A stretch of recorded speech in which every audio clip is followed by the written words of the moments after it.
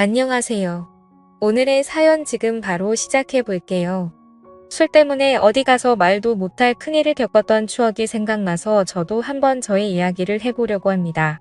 자랑할 만한 일은 아니기에 누구에게도 말한 적은 없는데 익명이 보장되는 이곳이라면 마음 놓고 이야기를 해도 걱정이 없겠네요. 벌써 몇 년 된 이야기이고 자세한 부분은 기억도 가물가물해서 잘 나지를 않습니다. 당시 만나던 여자친구와 있던 일화인데 그 여자친구에게는 여전히 비밀로 간직한 이야기이긴 하지만 지금은 알고 있지도 않을까 그런 생각이 드네요. 술 취하면 개가 된다는 말이 딱 저를 위한 말이라고 생각했습니다. 그때는 술 잘 마시는 게 자랑거리고 멋진 거라 생각했던 철없던 시절이었기 때문에 보통 한 번 술을 마시기 시작하면 다음 날에 필름이 안 끊기면 술을 좀 덜 마셨구나 생각할 정도로 틈만 나면 술 마시고 취하는 게 일상이던 시절이었지요. 아무튼 그 당시에는 지금 다니는 회사가 아니고 경력 쌓겠다고 들어간 회사에서 일을 할 때였는데 교통이 워낙 불편하던 곳이라서 회사랑 가까운 곳에 자취방을 구해서 지내고 있었습니다. 근처에 공장도 많고 땅값도 싼 지역이라 중소기업도 많이 위치한 지역이었습니다.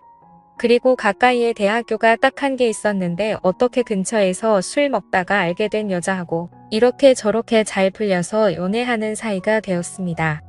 여자친구는 그 학교에서 공부를 하던 대학생이었고요. 여자친구는 당시에 대학교 기숙사에서 지내고 있었는데 하루는 저희 집에서 신세를 져도 되느냐 묻더라고요. 안 된다고 할 이유가 없었지요. 잠은 한숨도 안 재울 거라고 준비 단단히 하고 오라고 너스레를 떨고 있는데 그것 때문에 저희 집에서 자는 게 아니라 저한테 부탁이 있다고 하는 겁니다. 본가에서 자기 이모가 놀러 오는데 자기가 기숙사다 보니 이모가 자고 갈 곳이 없다고 저희 집에서 신세 좀 져도 되겠냐고 하더군요. 당시 제가 자취하던 게 어쩌다 보니 좋은 조건으로 트롬자리 빌라를 빌려서 살고 있었는데 방이 하나가 비다 보니 그 방에서 자기를 자기 이모와 같이 하루만 재워줄 수 있냐고 묻더라고요. 김이 새기는 했는데 그날만 날도 아니고 이렇게 여자친구 한 번 집에만 들여서 재워주면 저한테도 앞으로 나쁠 게 없고 자연스럽게 우리 집에서 자고 가라는 말을 할 수 있겠다 싶어서 그러라고 했습니다. 이모라고 해서 저는 엄마발 되는 사람이 올 줄 알았는데 이모가 무슨 언니라고 해도 무방할 정도로 젊은 사람이라 놀랐습니다. 지방에서 나레이터 일을 하고 있다고 하는데 할아버지가 재혼을 하면서 늦둥이로 가진 이모라서 나이 차이가 자기랑 얼마 나지 않는다고 하더군요.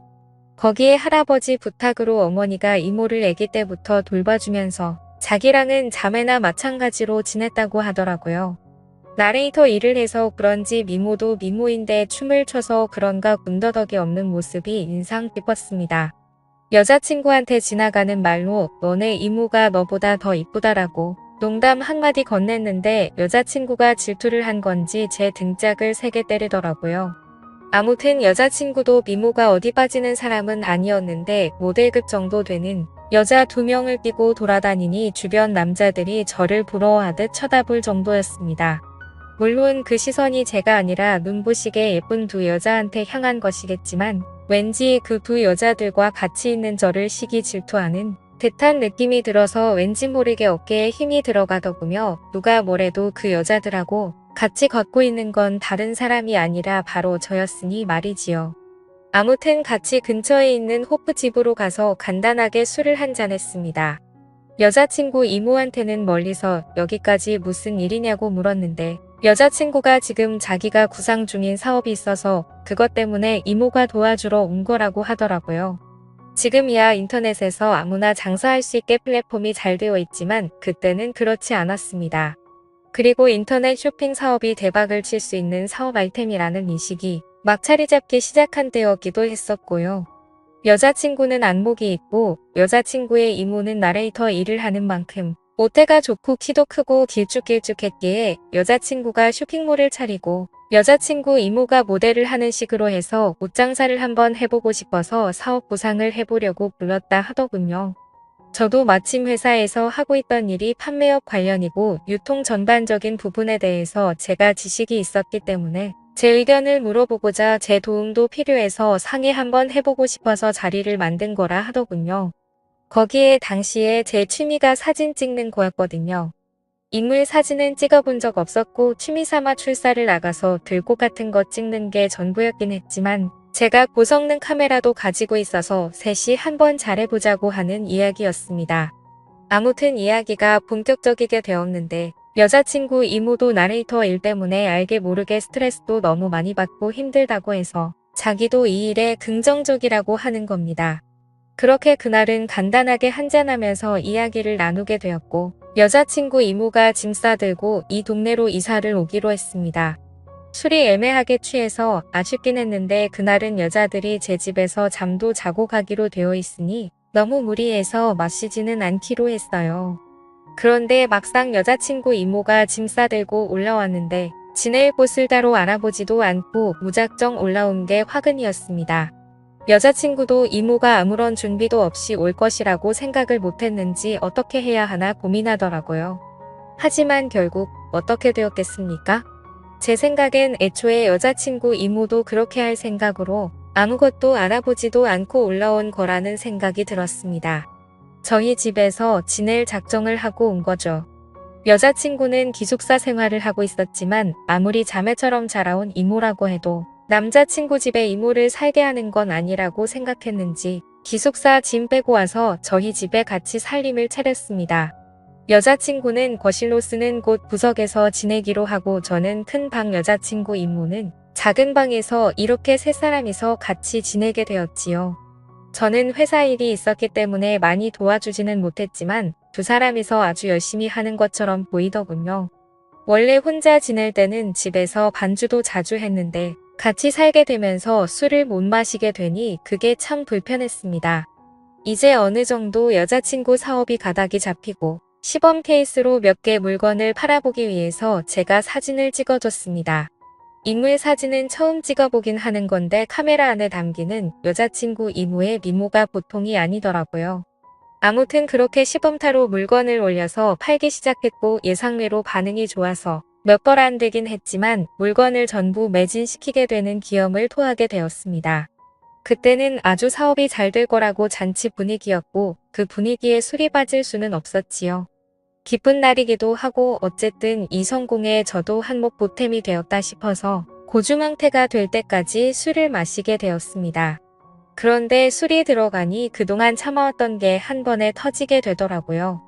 셋이 지내게 되면서 그동안 해야 할 걸 못하고 지냈는데 여자친구 이모가 술이 약해서 잠을 자러 방에 먼저 들어갔거든요. 여자친구랑 둘이 술을 마시고 있다가 저는 기회만 보고 있었습니다만 여자친구는 그래도 이모가 있는데 어떡하냐면서 자꾸 거절을 하기 시작했습니다. 그러다가 여자친구도 저랑 더 술을 마셨다간 뭔 일이 나도 나겠다고 생각한 건지 자기도 이만 자야겠다며 저보고 방으로 들어가라고 하더라고요. 힘이 팍세기도 해서 그냥 술이나 더 마셔야지 하는 생각이 들어서 여자친구한테 오늘은 내 방에 들어가서 자라고 했습니다. 그리고 혼자서 술을 더 마셨어요. 평소보다 긴장을 하고 마셔서 그런가 술이 잘 취하지가 않았는데 혼자 마시기 시작하니 순식간에 어지러워지기 시작하고 취기가 빨리 올라오더군요. 여자친구 이모랑 셋이 같이 살게 된 게 제 계획도 아니었는데 그것 때문에 아무것도 못하게 되었다니 속상하기도 하고 매몰차게 거절한 여자친구가 괘씸하기도 한데다가 술 기운도 오르기 시작하니 서운한 마음도 들더라고요. 그래서 이모고 뭐고 내 집에서 내 맘대로 해야겠다 생각해서 여자친구가 자고 있는 방으로 들어갔습니다. 여자친구는 저를 거절하는 듯 하더니 결국 저희는 숨을 죽인 채 밤을 지새웠죠. 그리고 그대로 잠든 것 같은데 아침에 머리가 깨질 것 같은 숙취에 일어나서 보니 제 옆에는 여자친구가 아니라 여자친구 이모가 있더군요. 이게 무슨 상황인가 싶었습니다. 제가 술에 취해서 꿈을 꾸고 있는 건가 싶기도 하고 가만 기억을 되짚어보니 여자친구 이모가 자러 간다고 방에 들어갔을 때 제 방으로 들어간 건가 싶은 기억도 나더라고요. 그리고 저는 당연히 여자친구가 제 방에서 자고 있을 거라고 생각을 하고 그 방으로 들어갔던 거고요. 저는 살금살금 아무 일도 없었다는 듯이 방에서 나와 거실에 있는 여자친구 이불 위로 몸을 숨겼습니다. 정말 술이 일찍 깨서 잠에서 일찍 깨어난 게 천만다행인 듯 싶더라고요. 여자친구 이모도 술에 골아 떨어져 있던 상황이었으니 속으로는 제발 기억을 못하고 있기를 기도하고 있었습니다.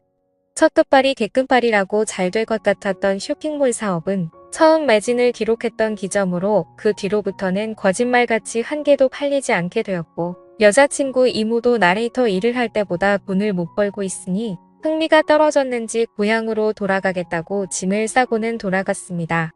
그 뒤로 여자친구랑은 몇 달 더 만나다가 헤어졌는데 문득 그런 생각이 들더라고요.